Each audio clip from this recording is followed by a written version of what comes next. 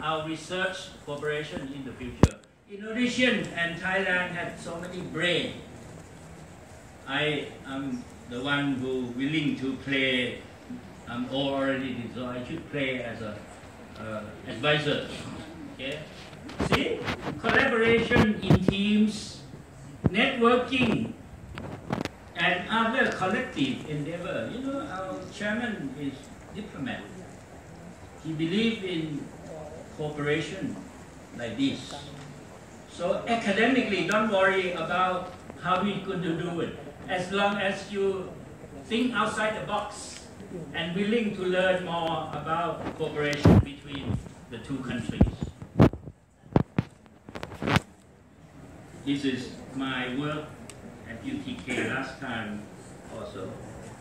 Now, I don't need to tell you that Industrial Revolution 4.0 is a concept by World Economic Forum about 2.5 years ago. Mr. Schwab, I think the chairman knows him very well. And he said that the last Industrial Revolution, you don't have to read all of it, it's about digital technology, including robotics, artificial intelligence, nanotechnology, quantum computing, biotechnology, which I'm going to speak about bioplastic on Thursday. There was a conference in Bangkok also.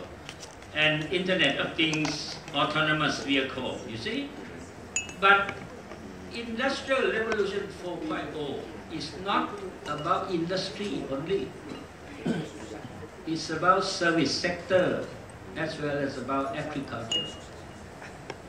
So don't misplace that because Mr. Schwab called it Industrial Revolution 4.0, it only means industry. In fact, in economics, the industrial sector in percentage of GDP is less than service sector. So Indonesia, Thailand must work together in agriculture as well as in service sector, especially in tourism. I told the councillor that right now I'm working with Songkhla Nakharin on 5 provinces to bring Indonesian tourists to come to the southern part of Thailand rather than only come to Bangkok. Okay? But unfortunately, we don't have logistics like flight from Medan to Hat Yai. We need more logistics like that. Otherwise, most of the Indonesian people would fly directly to Bangkok. In fact, they should have more opportunity to fly directly to the south of Thailand. See, I already go more than 10 minutes. I will be very brief now. You see, I chose the subject of leadership and human capital because 4.0 is here. We need to deal with it effectively. So only human capital is not enough. You need leadership. Because leadership is competency that needed both in Indonesia and in Thailand. And there is many approach to leadership. But today, I want to say that if you deal with human capital correctly, then you can have leadership. And we should do it in Thailand and Indonesia. And in the future, if we do work in other countries, our guests are sitting here, then we become world class. You don't have to worry about Harvard Business Review. We can have brain in Asia. I speak all over the world, and I went to many, many places. I was chairman of APEC HRD for 3 years. Okay, so I know that people in Indonesia and Thailand can do that also. So the point is that the leadership and human capital can solve 4.0 effectively. Now, I need to talk about this man. Because this conference is not about academic conference. I told my chairman this conference is about collaboration. If we don't work together to open country together, then a man like Trump would try for protectionism. You know, as economists, since Adam Smith, they say that more trade is good. But Trump said, it doesn't matter, I only want my trade because I want America first. You know, sometimes politics is silly. And people believe in him because he lies so much. So I said that this conference is the beginning of cooperation between ASEAN and with Thailand and Indonesia as a key component. So I propose the future minister to your government that if we meet again in front of my chairman, we should report on progress. I will go back to have my team to have methodology on how to look at leadership, human capital, and economic 4.0. And I think for Indonesia, you should do the same. Okay, so that when we meet again, either in India or in Indonesia, then we can report that how we're going to adjust. If we don't do that, there will be a lot of economic crisis.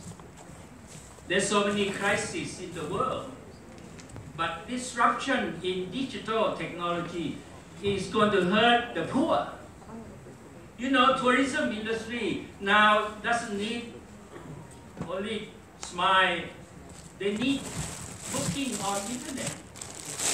Even you look at the Grab and all of that, everything is online. You know, people use online more than using tour group. Okay, so I believe that we should do that. Because we can, with digital, we can connect anytime, anywhere. So I like to propose that we should agree on some area of cooperation and report the progress on the second International ADRI conference, if there is the future on that. Okay, so that is one of my proposals. So my proposal is about research on human capital adjustment plus leadership in dealing with economy 4.1, and I want to do it with our friend from Indonesia. But of course, other people from in this room, if you want to join the research, and we can publish this research for the world to come. Okay? Now, the time is short. I need 5 more minutes. Now, the second point is like this. This is not academic conference, although organized by academic. You know, the future academic is the future of academic who serve society. And this is not about human capital conference. You see, my chairman knows that the world is called ecosystem. If 4.0 going to be good for the world, it has to be good for economic, environment, social structure, and cultural aspects. Okay? So in the future, we should look at human capital as part of ecosystem. Whatever we do together as human capital and 4.0, we should close the income gap between the rich and the poor. You should not only have the rich become richer and the poor become poorer. Then technology is only good for a few people. I don't want that. I think Indonesia, your president, Jokowi, will agree with me. So I think that is very important. Now, in conclusion, I want to say that human capital and leadership come from my theory of 8 Ks. K means capital in German. Number 1 is the father of number 2 to number 8. If you look at 2 to 8, all of them very important to 4.0. People need to become integrity. and good governance plus ethical capital. Dari KBRI ya, titip Mr. brosur Chairman, untuk Bapak ya. wife, Titip brosur untuk Bapak. we Tadi yang have tak done kasih Bapak. research. Kasih kasih Findings Yes. is that any leaders, whether 4.0 or whatever, they need to become very moral and ethical. In fact, Mr. Trump, he flunked this test. He's not very moral. He treats women like meat. So to me, whatever the aspects of it, you need number 3, ethical capital. You need also number 2, with ability to think systematically. You have to know how to think root cause and benefit. You also need something like happiness. People should not work because of money. Because people should work because they have passion and purpose. I can go on. And you know, you can see that this is very important also. Creativity, capital, knowledge, capital, innovation, capital. This is part of the aspects of human capital that we all should research on it. So we need to use this 5K and 8K which I've written, although not as translated into English as much as Thai language, but you can use the basic concept that I have in the human capital and all the leadership. Some of it they used to be. Like look at some aspect like number 6. Economic 4.0 should last long. That's why the King Rama the Ninth, who passed away, unfortunately, he believed in long-term sustainability, which now become 17 sustainable goals for the world. Okay, so this is why I would like to propose to you that leadership should take advantage of human capital that we have. Either the most important thing is ethical integrity and transparency. We need moral leadership where they don't maximize the return on investment from only few people. You know, we need the world to become more sustainable. Like, for example, recently in Thailand summit, the ASEAN people agree on abandoning plastic in the sea, for example. So that one is part of the sustainable capital. So in conclusion, in 4.0, we need leaders who care about majority people. We need people who are honest with good governance. We need people to work like this, networking. You know, networking is very important future. And networking should based on diversity of people. For example, we are Buddhist, but yet we are networked with Muslim countries, one of the biggest in the world. And we can do it peacefully and using diverse culture, many conflict because we are diverse. I think diversity is the key to the future of leadership. Leadership that believe in diversity will do well. And also leadership must look at long-term success, sustainability.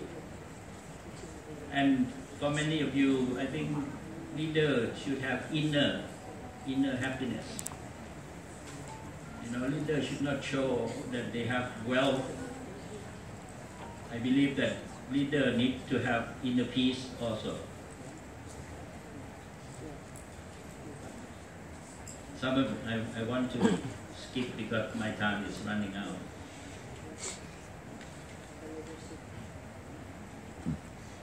See, finally, leaders and leadership are different. Leadership, you need it. Leader are the one. Leader must know how to empower the follower. Don't become leader who work alone. You need to empower people with that. Okay? And I like to suggest that I develop a theory of intangible quality of leadership.